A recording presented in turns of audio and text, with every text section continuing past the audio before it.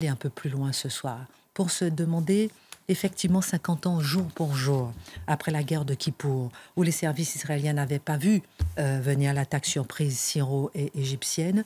On a assisté donc à une faillite du renseignement, mais comme les États-Unis, à Kaboul, n'avaient pas vu venir, justement, avaient été pris de victoire par la vitesse des talibans.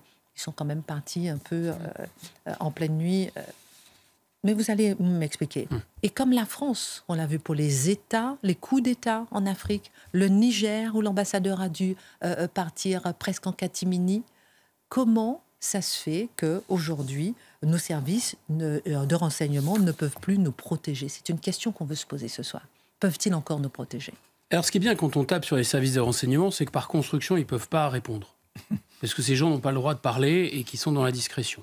Donc on peut leur faire porter tous les chapeaux qu'on veut, c'est pas un problème, ils risquent pas de répondre, et c'est assez pratique pour le politique. On peut se poser des questions. Donc la communauté du renseignement américaine était très claire sur le fait que les talibans allaient gagner, ne pouvaient que gagner, parce que c'était à la fois la majorité tribale en Afghanistan, parce que les talibans étaient les seuls qui avaient maintenu un semblant de paix dans l'histoire de l'Afghanistan depuis 1979.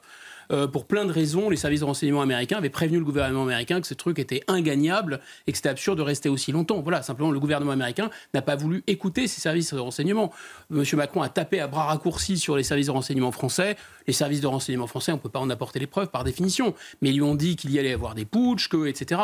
Tout ça a été absolument prévu, vu. Bon, on voit tout d'une certaine façon, mais ça ne veut pas dire que le politique, finalement, accepte. Dans le cas d'Israël, parce que là, le ratage, effectivement, vous avez raison, est absolument monumental. Et en plus, il y a cette réputation des services israéliens quasiment, pas omnipotents, mais les meilleurs du monde, etc. Bon, on peut se dire que le ratage est monstrueux. Je pense que si on cadre le problème du problème, j'allais dire, opérationnel majeur d'Israël, parce que au-delà d'un attentat, c'est même l'existence de l'État d'Israël qui est presque en jeu, pour la première fois depuis 1973, ça peut se résumer de manière assez simple. C'est à la fois, effectivement, ça a été beaucoup dit, mais à juste titre, l'hubris technologique, c'est-à-dire l'impression de tout miser, de faire trop confiance au système électronique, au système informatique, etc., et qui est avec un corollaire ou un complémentaire qui est de sous-estimer l'ennemi, de penser que l'ennemi n'est pas capable de faire ce qu'il a fait. Parce qu'en réalité, l'art de la guerre, qu'est-ce que c'est? C'est l'art de la surprise. Si vous prenez Dien Bien Phu, personne ne pensait qu'ils étaient capables d'amener des pièces d'artillerie à travers la jungle. Ils l'ont fait. Voilà, Pearl Harbor, typique aussi. Roosevelt les historiens sont clairs là-dessus. Il était au courant qu'il allait y avoir une attaque japonaise. Il n'a pas cru que c'était possible. En fait, c'était possible. Le Kippour, c'était déjà ça. Donc, il y a cet élément-là très important de dire finalement, on a une ligne Maginot qui s'appelle le dôme de fer. Bon, il s'avère que là, les roquettes, c'était plutôt une diversion. On a une ligne Maginot qui s'appelle le mur à $1 milliard, qui peut même détecter un chat, le mouvement d'un chat à des kilomètres. Oui, d'accord, mais sauf que s'il y a des drones qui font tomber le système de communication ou s'il y a une attaque cyber parce que les gens en face sont pas stupides, eh bien le système ne fonctionne plus. Et votre mur à $1 milliard, il sert à rien. Alors oui, mais ils avaient prolongé cette ligne Maginot dans les sous-sols parce qu'ils s'attendaient à des attaques par les sous-sols, puisque c'est des spécialistes des incursions par les souterrains. Sauf que ça n'a servi à rien, ce prolongement du mur dans les souterrains, puisqu'ils ont fait justement ce que les Israéliens pensaient pas qu'ils allaient faire. Et en fait, on voit ce syndrome en quelque sorte, de trop confiance. Ils avaient trop confiance en quelque sorte en leur propre force, en leur propre technologie. On voit bien que les postes frontières, les casernes étaient à demi-vides parce que, alors c'est aussi un effet, on va dire, de la démocratie israélienne, et religieux ont tellement de pouvoir qu'ils ont arraché à Netanyahou que les gens, pour les fêtes religieuses, les soldats peuvent retourner chez eux. Moralité de l'histoire, les casernes étaient quasiment vides. On voit bien aussi, autre effet d'ailleurs, de cette surreprésentation des religieux, de leur poids politique, eh bien, il y a plein de soldats de Tsahal qui avaient été envoyés en Cisjordanie. On ne sait pas très bien d'ailleurs si ce n'est pas une diversion, mais en tout cas, ces soldats n'étaient plus devant Gaza, ils étaient en Cisjordanie pour protéger la Judée et la Samarie. L'affaire de la rave party, on voit bien l'ultra confiance en eux. La rave party quasiment pas protégée. Et les mots de Pierre Brochand, l'ancien patron de la DGSE, qui a aussi été d'ailleurs ambassadeur de France en Israël, sont, à mon avis, parfaits. Il dit, il faisait la fête à quelques kilomètres à peine de ce, je cite, de ce volcan mal éteint qu'est Gaza. Mais c'est vrai que c'est complètement fou. Ça témoigne d'une assurance en eux absolument incroyable. Autre trace dont on a peu parlé, mais moi, ça m'a beaucoup frappé. Publication des photos sur les réseaux sociaux des commandants d'unités israéliens, y compris du colonel qui était chargé des frappes en profondeur. Vous alliez sur Facebook, etc., LinkedIn, vous avez son nom, son pédigré, ses enfants, on peut retracer, etc. Donc ça montre en fait que quelle que soit la puissance, l'intelligence, la technologie, la force des services israéliens, à un moment, ils se sont considérés, voilà, ils ont trop pris la confiance, comme dit l'autre, c'est sûr. Et en réalité, le Hamas, il y a surtout une asymétrie de connaissances, parce que depuis 2005, les Israéliens ont lâché la bande de Gaza. Donc ils n'ont plus de connaissances du terrain, de connaissances humaines. En revanche, les gens du Hamas, eux, en ont une. Ils ont d'abord des relais avec les Arabes israéliens à l'intérieur. Ils ont des autorisations, c'est récent d'ailleurs. Le Hamas les a intoxiqués, leur a dit « mais maintenant on est gentil, donnez-nous des permis pour aller travailler ». Donc il y a 15 000 personnes qui sont rentrées et donc ils ont pris du renseignement. Donc le Hamas, si les Israéliens connaissent de moins en moins le Hamas connaît les Israéliens. Et de mieux en mieux. D'ailleurs, le Hamas s'est parfaitement adapté à la guerre technologique qu'a fait Israël pendant des années parce que l'hubris d'Israël, c'est quoi ? C'est que ces gens, enfin les Israéliens comme nous d'ailleurs, ils avaient des drones, ils voyaient tout, ils voyaient le poil de moustache du troisième personnage de l'organigramme. Donc ils savaient absolument tout ce qui se passait. Grâce aux drones, ils voyaient tout.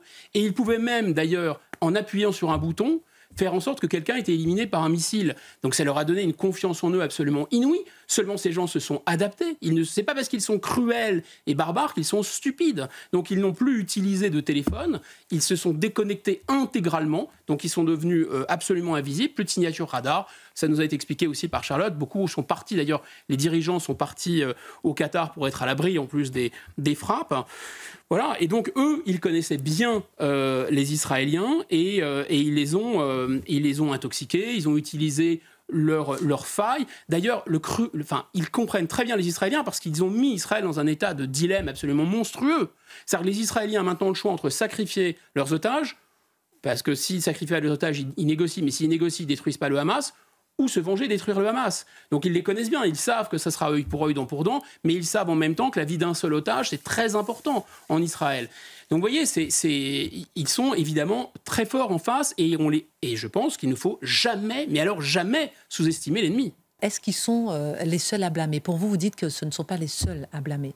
Je ne pense pas, d'autant que c'est vraiment une question qui fâche. Là, les services égyptiens ont dit qu'ils avaient informé le cabinet du Premier ministre Netanyahou de l'imminence de l'attaque, parce qu'eux, pour le coup, ils ont du renseignement humain sur place dans la zone, et que, voilà, ils ont une fin de non-recevoir, ils n'ont pas cru à cette information. Donc, effectivement, le problème, c'est pas seulement d'avoir de l'information, c'est ensuite que le politique en tienne compte, et y croit. Ça paraît fondamental. L'autre chose, c'est que, pourquoi, finalement... En fait, la formule, si vous voulez, qui me vient à l'esprit, c'est qu'il n'y a pas pire aveugle que celui qui ne veut pas voir.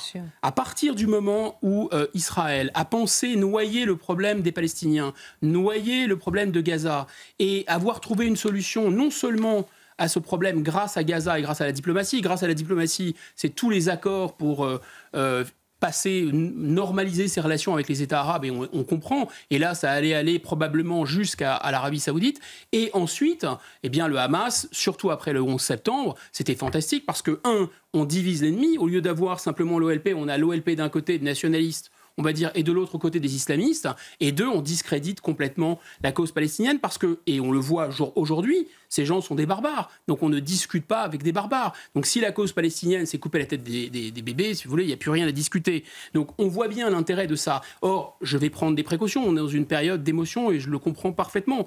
Mais c'est pas moi qui parle, c'est le contre-amiral Ami Ayalon, qui est le patron du service en fait le plus respecté en Israël, qui est le Shin Bet. C'est-à-dire, c'est pas le Mossad. On entend tout le temps parler de Mossad. Mossad, c'est le service extérieur. Qu'est-ce qu'il a dit, le contre-amiral Ami Ayalon, dans un reportage que je conseille à tout le monde de regarder, qui date de 2012, qui s'appelle Gatekeepers, des sentinelles. Il dit: j'ai averti le gouvernement, tous les gouvernements d'Israël, mettons Rabin de côté, tous leur aient dit, c'est extrêmement dangereux d'appuyer le Hamas. C'est extrêmement dangereux de jouer la carte du Hamas. Tôt ou tard, ça va nous retomber dessus. C'est le Frankenstein, ou la version hébreu, c'est le golem. Voilà, on crée un monstre qui va se retourner contre nous tôt ou tard. Et on veut penser qu'on va mettre la poussière du problème palestinien sous le tapis. Elle va ressurgir inévitablement. Guillaume Bigot, la question qu'on se pose là, c'est est-ce qu'on est aussi vulnérable que les Israéliens ? Je ne vais pas vous faire peur, mais... Aux États-Unis, en France, là, tout le monde se pose la question. Alors, encore une fois, il me semble qu'on est plus vulnérable que les Israéliens. Beaucoup plus vulnérable que les Israéliens.